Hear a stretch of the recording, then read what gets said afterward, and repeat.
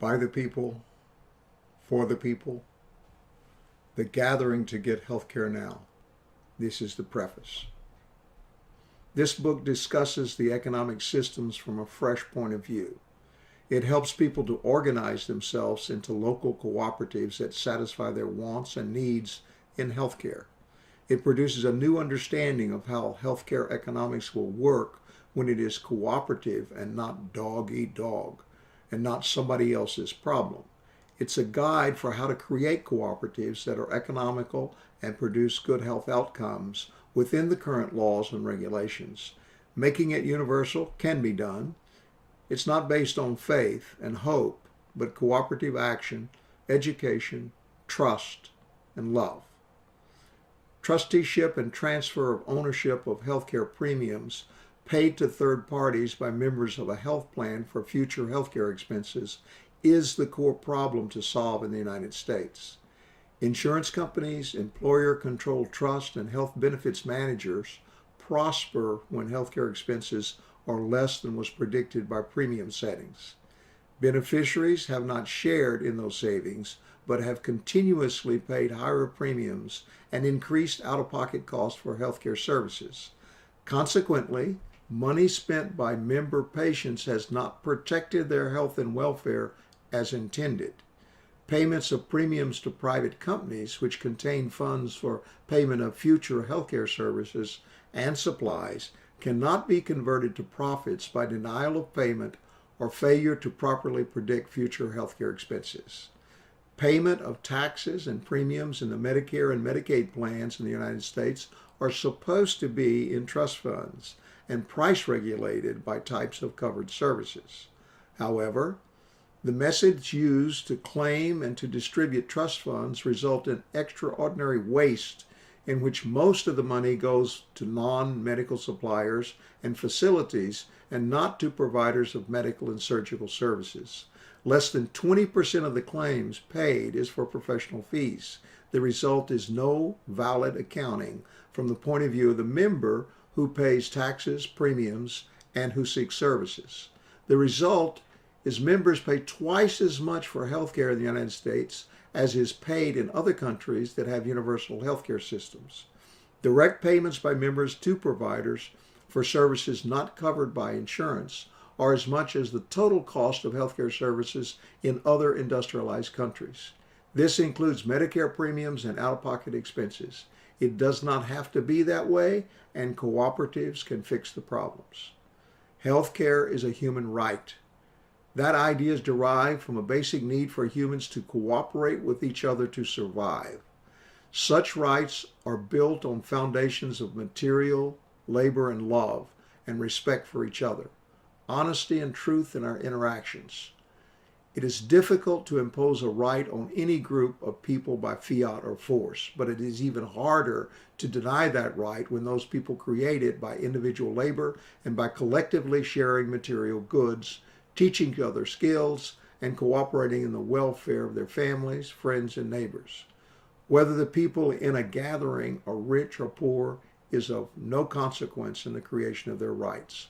What matters is that every human being in the gathering is cared for, and everyone who can provide skills and resources is participating. The economic and political systems in which rights can be established are mostly matters of opinion, but systems in which universal rights established by the participants are denied or become exclusionary or faulty. Capitalism and socialism have manifested such faults and need not have significant influence on the creation of a healthcare system by a gathering of people who love and care for each other. Healthcare for all can be built on a gathering in each community, everywhere. It should be enabled by honest trusteeship of required resources, which must be shared between the communities. Presently, governments in the United States are often not honest trustees, despite desires of many representatives to change laws and regulations to make trusteeship vibrant. Governments, state and federal, can help by creating risk pools under real trusteeship for large losses that the local gatherings cannot anticipate. However, the private sector plans must contribute to these risk pools if universal coverage is to be attained.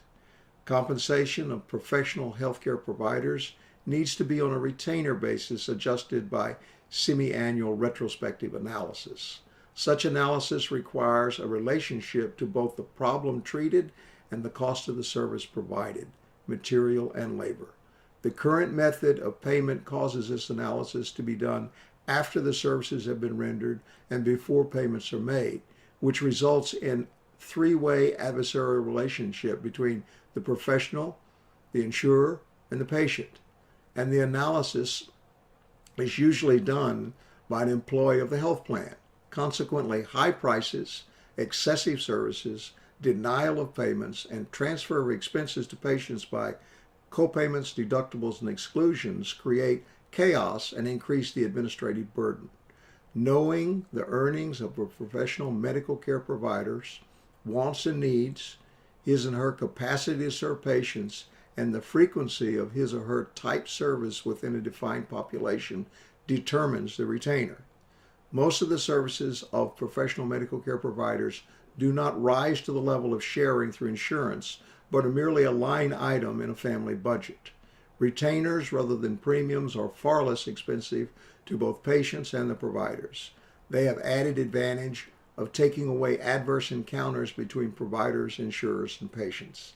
Complaints about opacity of pricing, complexity of reporting, confidentiality of records, and independent verifications of transactions and payments are mostly solved from the patient and the provider's points of view.